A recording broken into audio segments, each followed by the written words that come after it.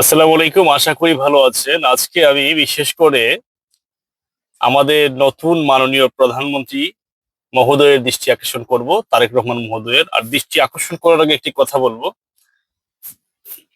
আজকে কিছু পরামর্শ দেওয়ার জন্য আপনাকে আমি এই ভিডিও বার্তা দিচ্ছি।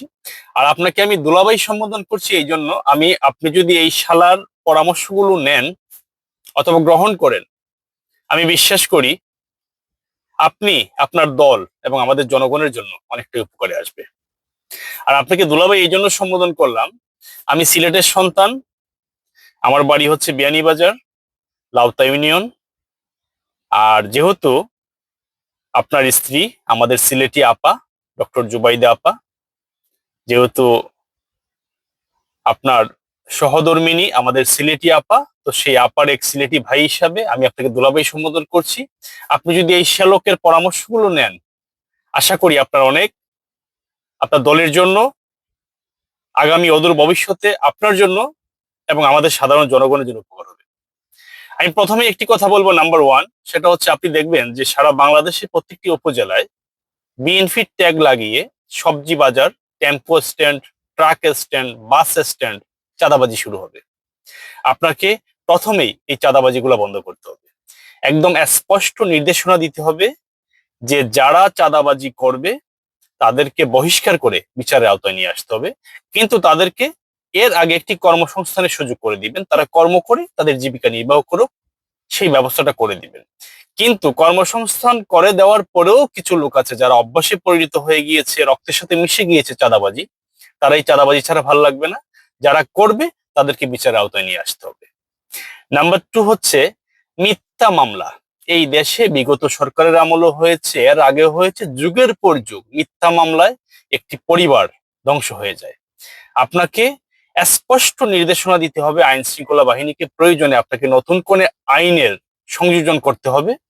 করে কোনো একজন ব্যক্তি যদি মিথ্যা মামলায় কোনো ধরনের হয়রানি বা কোনো ধরনের জেল কাটতে হয়, তাহলে বাংলাদেশ পুলিশের যে অফিসার তদন্তে থাকবেন, যে যার এই মিথ্যা তদন্তের রিপোর্টের জন্য ওই ব্যক্তি মামলার শিকার হবেন, ওই অফিসার সাহেবকে পুলিশের পোশাকটা খুলে আজীবনের জন্য বহিষ্কার করে দিতে পারবে। উনি জীবনে আর কোনোদিন এই পোশাক পরতে পারবেন না।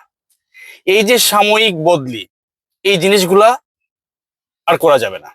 কারণ আপনারা দেখবেন এই পুলিশ বাহিনীতে আপনার এই যে কিছু কিছু অপরাধ করার পরও তারা কিন্তু পার পেয়ে যান, কারণ তাদেরকে কিছু সিস্টেম আছে এখানে। আপাতত ওএসডি করা হয়, এক থানা থেকে আরেক থানায় বদলি করে দেওয়া হয়, কিন্তু তারা যারা অপরাধ করেন তারা কিন্তু জানেন যে সর্বোচ্চ হয়তো এক থানা থেকে আরেক থানায় বদলি হবে, অথবা অন্য কোথাও চলে যাব, আবার ঘুরে আবার চলে আসব।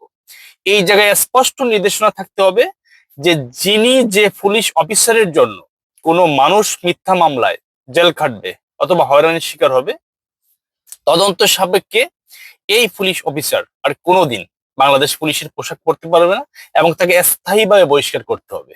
সেই আইনটি আপনাকে করতে হবে। নাম্বার থ্রি হচ্ছে, এই দেশে 18 কোটি মানুষের অভিভাবক আপনি নির্বাচিত হয়েছেন দুলাভাই। আপনাকে দুলাভাই মনে রাখতে হবে, এখানে এখনো লক্ষ লক্ষ মানুষ আছেন যারা ভিন্ন মতাদর্শী, ভিন্ন মতের আদর্শে লালিত হয়েছেন বা লালিত আছেন বা অনুধাবন করছেন, এবং ভিন্ন দলের লোক আছেন।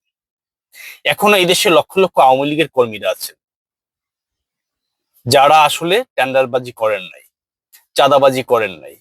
কিছু সংখ্যক ব্যক্তির জন্য লক্ষ লক্ষ মানুষের সমস্যা হচ্ছে। আপনাকে ফাইন্ড আউট করতে হবে যারা নিরপরাধ আওয়ামী লীগের কর্মী, তাদেরকে আপনি নিশ্চিত করতে হবে, তাদের নিরাপত্তা নিশ্চিত করতে হবে। তাদেরকে আপনাকে বোঝাতে হবে যে তারা তাদের দলের কাছেও নিরাপদ নেই, তারা আওয়ামী লীগের কাছেও নিরাপদ নেই, নিরাপদ ছিল না, কিন্তু আপনার কাছে তারা নিরাপদ। যদি এটা আপনি নিশ্চিত করতে পারেন, আমি বুকে হাত দিয়ে বলতে পারি, আপনার সিলেটি শালা হিসাবে আমি আপনাকে বলছি, আগামী 5 বছর না, আপনি আগামী 30 বছরও যদি এই দেশে আপনি দেশ প্রধান হয়ে এই দেশকে শাসন করেন, এই দেশের মানুষকে আপনি নিয়ে চিন্তা করেন, কাজ করেন, আপনাকে এই দেশের মানুষ কখনো বঞ্চিত করবে না। কারণ আমরা জানি যে ক্ষমতা কখনোই চিরস্থায়ী নয়। আমরা পূর্বের ইতিহাস থেকে দেখেছি অনেক মানুষ 10 বছর, 20 বছর, 30 বছর দেশ চালানোর পরেও কিন্তু ক্ষমতা ছাড়তে হয় অন্য কোনো দল ক্ষমতা গ্রহণ করে। রাজনীতিটা এমনই হওয়া উচিত, আপনি এমনই কিছু কাজ করবেন এই দেশের জন্য যাহাতে পরবর্তীতে আপনার দল ক্ষমতায় না থাকলেও আপনি বিরোধী দল হিসাবে আপনি পার্লামেন্টে গিয়ে সাধারণ জনগণের কথাগুলো উপস্থাপন করতে পারবেন, সাধারণ মানুষের অধিকার নিয়ে আপনি কাজ করতে পারবেন। কিন্তু বিষয়টা যাতে এরকম না হয় যে বিরোধী দল হওয়া মানেই দেশ ছেড়ে পালিয়ে যাওয়া, এই দেশে আর একটি মানুষও বিরোধী দলের থাকতে পারবে না, এরকম রাজনীতি করা যাবে না। যেহেতু আপনার কাছে সুযোগ এসেছে, আল্লাহ পাক আপনাকে সেই সুযোগ দিয়েছেন। আমি একজন সাধারণ মানুষ, আমার কথার মধ্যে যদি কোনো ধরনের ভুল ত্রুটি থেকে থাকে সেটা আপনার কাছে আপনি ক্ষমার দৃষ্টিতে দেখবেন, আপনার সিলেটি শ্যালক হিসাবে। আর আমি আবারও বলছি, আপনাকে দুলাভাই এই জন্য সম্বোধন করেছি যেহেতু আমি অরিজিনাল রিয়েল সিলেটি এবং আপনি আমার সিলেটি আপা বিয়ে করেছেন, এই জন্য আপনাকে দুলাভাই সম্বোধন করছি। আপনি যদি এই শ্যালকের কথাগুলো গ্রহণ করেন, আশা করি এই দেশের জন্য অনেকটাই উপকারে আসবে। এর কারণ হচ্ছে আমি যে কথাগুলো বলেছি এই কথাগুলো কেউই আপনাকে বলবে না। এই জন্য বলবে না, প্রত্যেকটি মানুষ তার নিজের ফায়দা হাসিল হওয়ার জন্য, তার নিজের স্বার্থ সিদ্ধির জন্য। কারণ হচ্ছে যখনই দেখবেন আপনার দুঃসময়ে কিন্তু কিছু সংখ্যক লোক ছাড়া আপনার পাশে কেউ ছিল না, এখন আপনি আপনার সুদিনে লক্ষ লক্ষ মানুষ আপনার কাছে আসতেছে, কিন্তু বেশিরভাগ মানুষই আসবে আপনার চেহারা বিক্রি করে, আপনার মাথা বিক্রি করে কোটি কোটি টাকা কামিয়ে নেবে। কিন্তু একটি সময় এখন প্রকাশ পাবে না, একটি সময় ঠিকই এই দায়ভারগুলো আপনার উপরে, আপনার দলের উপরে পড়বে। তো আমি আসলে সাধারণ মানুষ হিসেবে অনেক বেশি বলে ফেলেছি হয়তোবা, কিন্তু আমার কাছে মনে হলো যে আমি রাষ্ট্রের নাগরিক হিসাবে, যেহেতু আমিও একটি ভোট দিয়েছি দানের শীষে, সেই জায়গা থেকে আমার কাছে মনে হলো যে এই কথাগুলো আমার বলা এটা আমার নৈতিক অধিকার, নৈতিক দায়িত্ব। এই জন্য আমি দুলাভাইকে বললাম, আপনি এই জিনিসগুলা যদি আপনি কন্ট্রোল করতে পারেন, বিরোধী দলের লোকগুলা আপনার কাছে নিরাপদ থাকবে, এই জিনিসটা যদি আপনি নিশ্চিত করতে পারেন, আর আইন শৃঙ্খলা বাহিনীকে যদি আপনি স্পষ্ট নির্দেশনা দিয়ে কঠিন একটি আইন করে দিতে পারেন যে একটি মানুষও মিথ্যা মামলায় হয়রানি হবে না, আর কিছু প্রয়োজন নেই। আপনি চাঁদাবাজি, মিথ্যা মামলা আর বিরোধী দলের মানুষের নিরাপত্তাটা আপনি নিশ্চিত করেন, আপনি হাজারো বছর মানুষের হৃদয়ে আপনি স্থান করে নেবেন।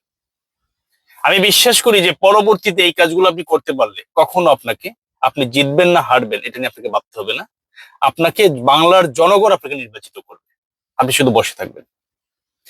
যদি আমি সিলেটি শালা হিসাবে, শ্যালক হিসাবে কোনো ভুল বলে থাকি ক্ষমার দৃষ্টিতে দেখবেন। ভালো থাকবেন, আপনি আপনার পরিবারের সুস্বাস্থ্য দিকেও কামনা করি।